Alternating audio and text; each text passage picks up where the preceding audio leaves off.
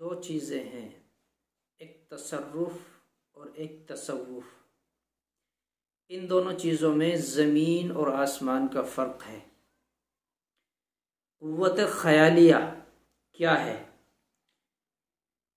تصرف ہوتا ہے قوت خیالیہ، اور تصوف یہ صوفیان کرام بزرگان دین کی ایک نسبتیں ہیں جو ان کے خیالات ہوتے ہیں۔ یہ تو محض تصوف ایک دینی معاملہ ہے، رضا الہی کا معاملہ ہے، سنت نبوی پر چلنے کا معاملہ ہے۔ لیکن جو تصرف ہے قوت خیالیہ، وہ کیا ہے؟ اسے ہم سمجھیں۔ تصرف یعنی قوت خیالیہ یہ ہے کہ آدمی دوسرے کے دماغ پر اس طرح کا اثر ڈال دیتا ہے کہ جو وہ چاہتا ہے اس کو وہ نظر آتا ہے۔ جو شخص اس کام کو کرتا ہے اور اس فن کا ماہر ہے، وہ چاہے کہ سامنے والے کے ذہن پر کسی چیز کو فٹ کر دے، تو اب وہ اس کے قوت خیالیہ کی وجہ سے وہی اس کو نظر آئے گا جو وہ چاہے گا۔ اور یہ بہت مشہور ہوا۔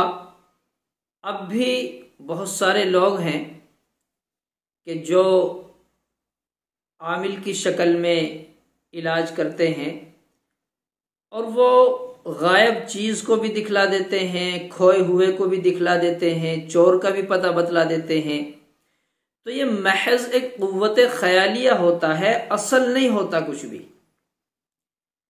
اور ان کی شرط یہ ہوتی ہے کہ یا تو دیکھنے والا بچہ ہوگا یا عورت ہوگی، کیونکہ جو بڑا ہے، عقل مند بالغ آدمی ہے، قوت خیالیہ کا تصرف اس پر کم اثر کرتا ہے، لیکن اس کے لیے بھی شرط یہ ہے کہ سامنے والا اپنے فن میں پورا ماہر ہو۔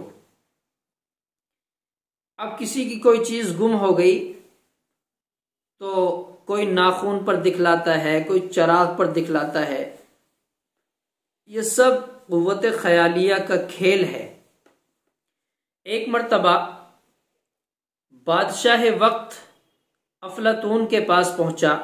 یہ افلاطون اپنے وقت کے بڑے ماہر تھے، قوت خیالیہ میں، تصرفات میں بڑے ماہر تھے۔ تو بادشاہ وقت ان کے پاس پہنچا۔ بات چیت کے بعد افلاطون نے یہ کہا کہ بادشاہ سلامت، آپ کی دعوت ہے، میری دعوت قبول فرما لے۔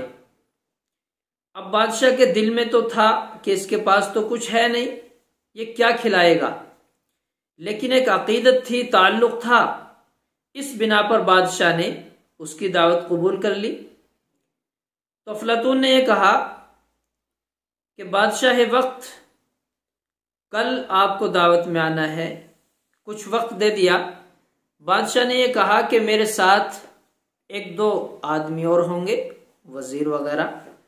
افلاطون نے یہ کہا کہ تمام شاہی وزیروں کی اور شاہی جو آپ کے غلام ہیں، جو شاہی پولیس والے ہیں، جو آپ کے کارکردہ ہیں، تمام لوگوں کی دعوت ہے۔ یعنی شاہی محل کے جتنے بھی افراد ہیں ان سب کی دعوت ہے۔ بادشاہ وقت تھا تو 10,000 سے بھی زیادہ کا مجمع تھا، سب کی دعوت ہو گئی۔ اب بادشاہ دل میں یہ خیال کرتا ہے کہ میری یا ایک دو آدمی کی تو صحیح تھی، لیکن اس پر بھی کھانے کو ملتا یا نہ ملتا۔ اب اس نے 10,000 آدمیوں کو بلایا، خیر کوئی بات نہیں، بادشاہ نے تیاری کی اور کہا کہ چلو افلاطون کے یہاں چلتے ہیں دعوت میں۔ اب بادشاہ وقت اپنے محل سے نکلا، افلاطون کی طرف روانہ ہوا، تو دیکھتا کیا ہے کہ 2 باغ لگے ہوئے ہیں، بیچ میں نہر جاری ہے، راستہ بنا ہوا ہے، اور ہر شخص کے لیے ان کی حیثیت کے مطابق کھانے کا بھی نظم ہے، سونے کا بھی نظم ہے، علیحدہ علیحدہ سب کے لیے کمروں کا بھی نظم ہے۔ بادشاہ چونک گیا، حیران، کہ اس نے اتنے سے وقت میں اتنا بڑا نظم کیسے کر دیا. اب اس کی بات سمجھ میں نہیں آتی، لیکن سامنے ساری سہولتیں بھی ہیں، فیسلٹی بھی ساری موجود ہیں، نہر بھی جاری ہے، باغات بھی لگے ہوئے ہیں، اور مزید یہ ہے کہ ہر شخص کو علیحدہ کمرہ دے دیا گیا. کھانے کا وقت ہوا تو سب لوگوں نے اپنی اپنی چاہت اور حیثیت کے اعتبار سے، جو ان کی حیثیت تھی اس کے اعتبار سے کھانا ملا. ہر آدمی خوش. سونے کے لیے علیحدہ کمرہ دے دیا گیا، اور مزید یہ ہے ناچ گانوں کا بھی نظم کیا، لڑکیوں کا بھی نظم کیا. تو ہر آدمی اپنی مستی میں مگن ہے. بادشاہ بڑی سوچ بچار میں ہے کہ اتنا بڑا معاملہ اس نے کیسے کر لیا. اس کے پاس تو 1-2 روز کا بھی کھانا نہیں، لیکن اتنا بڑا نظم کیسے کیا. آخر کوئی بات سمجھ میں نہیں آتی. سبھی حضرات سو گئے. صبح جب اٹھ کے دیکھتے ہیں، بادشاہ بھی ان میں شریک ہے. نہ تو کہیں کوئی کمرہ بنا ہوا ہے، نہ کوئی باغ ہے، اور سب کے ہاتھوں میں ایک ایک پولا ہے، بالکل چٹیل میدان میں پڑے ہوئے ہیں. مزید یہ کہ کچھ کے کپڑے خراب ہیں، بڑی پریشانی میں ہیں. اب بادشاہ نے معلوم کیا یہ ماجرا کیا ہے. کہنے لگا کچھ بھی نہیں، بس میں نے اپنا خیال تمہارے ذہنوں میں دوڑایا، اور تمہارے ذہنوں میں قوت خیالیہ آ گئی. میری توجہ تم پر پہنچی تو تمہارے ذہن میں وہ باتیں آئیں جو میں نے سوچا. تو تمام لوگوں پر ایسی نظر جمائی، قوت خیالیہ ایسی فٹ کی کہ ہر آدمی جو بھی افلاطون چاہتا تھا، سوچتا تھا، اس کے ذہن میں وہی باتیں آتی تھی. وہی مثال جو میں نے آپ کو دی کہ بچے کو دکھایا جاتا ہے ناخن پر یا کسی چراغ پر کوئی بھی چیز گم ہو گئی، کوئی بھی چیز تلاش کرنے کے لیے یا کوئی بھی چیز دکھانے کے لیے بچے سے معلوم کیا جاتا، دیکھو فلاں چیز نظر آئی نہیں آئی. تو بچے کے دماغ پر ایک تصرف ہوتا ہے، اس پر ایک نظر جمائی جاتی ہے، قوت خیالیہ فٹ کی جاتی ہے. اب بچے کو وہی نظر آتا ہے جو وہ چاہتا ہے. یہ ہے قوت خیالیہ. حکیم الامت نے ایک بزرگ کا واقعہ لکھا کہ وہ کہیں جا رہے تھے، ایک نہر کے پاس دیکھا کہ ایک جوگی بیٹھا ہوا ہے اور لوگ اس کے قدموں میں پڑے ہوئے ہیں. بہت سارے لوگ ہیں، بڑا مجمع جمع ہوا ہے. جوگی وہاں موجود. میں بھی کھڑا ہو گیا. ایک بزرگ کا واقعہ سناتے ہیں، انہوں نے کہا کہ میں بھی کھڑا ہو گیا. اب میرے دل میں کیا آیا؟ میرے دل میں خیال آنے لگا کہ میں اس کے قدموں میں گر جاؤں، اور مجھے اپنے دل سے نور نکلتا ہوا نظر آیا. دل میں سیاہی سی پتنے لگی، دل سیاہ ہونے لگا، اور بار بار یہ خیال آتا کہ میں اس کے قدموں میں گر جاؤں.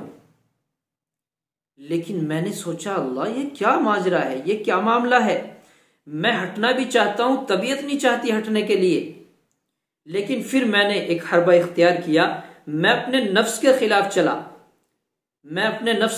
چلا، میں وہاں سے ہٹ گیا، ہٹ کر اپنے مقام پر آیا.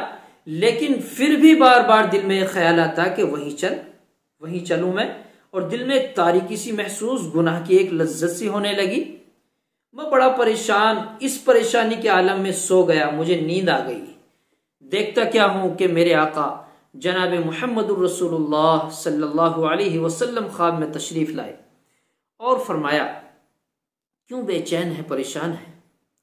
وہ بزرگ کہتے ہیں میں نے کہا یا رسول اللہ مجھے بچا لیجئے، میں بڑا پریشان ہوں، میرا دل گناہ کی طرف مائل ہونے لگا، سیاہی میرے دل میں پت گئی، نور انوارات نکلتے نظر آ رہے ہیں. تو میرے آقا جناب محمد رسول اللہ صلی اللہ علیہ وسلم نے ارشاد فرمایا کہ تو وہاں کیوں گیا، تیرا جانا ہی وہاں غلط تھا. تو بزرگ نے فرماتے ہیں میں نے کہا یا رسول اللہ مجھے معاف کر دے، میں آج کے بعد ایسی جگہ نہیں جاؤں گا، میں توبہ کرتا ہوں، توبہ استغفار کرتا ہوں. تو میرے آقا جناب محمد رسول اللہ صلی اللہ علیہ وسلم نے اپنا دست مبارک میرے سینے پر رکھا، تو میرے دل سے وہ کدورتیں، وہ تاریکیاں، وہ گناہ، وہ اندھیرا ختم ہو گیا. تو یہ تصرفات ہوتے ہیں، تصرفات. اس کے لیے قید نہیں کہ مومن ہے، غیر مومن ہے، ایمان والا ہے، یہودی ہے، نصرانی ہے، کون ہے؟ جو آدمی اس فن کا ماہر ہوتا ہے اور قوت خیالیہ، اپنی بات دوسرے کے ذہن میں فٹ کرنا اور نظر جمانا، اس بات پر جم جانا، تو اس کو بھی وہی نظر آتا ہے۔ اس لیے کوئی ہمیں برائی کی چیز نظر آئے، ان چیزوں سے ہمیں بچنا چاہیے۔ اور میں نے آپ کو فرق بتایا تصرف اور تصوف میں کیا فرق ہوتا ہے۔ تصوف پہ اگر میں بات کروں تو پھر بہت لمبی ہو جائے گی، میں نے صرف تصرفات آپ کو بتلائے ہیں۔ ان باتوں کو ہم سمجھیں، غور کریں، اور ہم اس طرح کے فتنوں سے، غلط واہیات سے، غلط خیالات سے بچیں۔ اللہ مجھے آپ کو بھی سمجھ کی توفیق عطا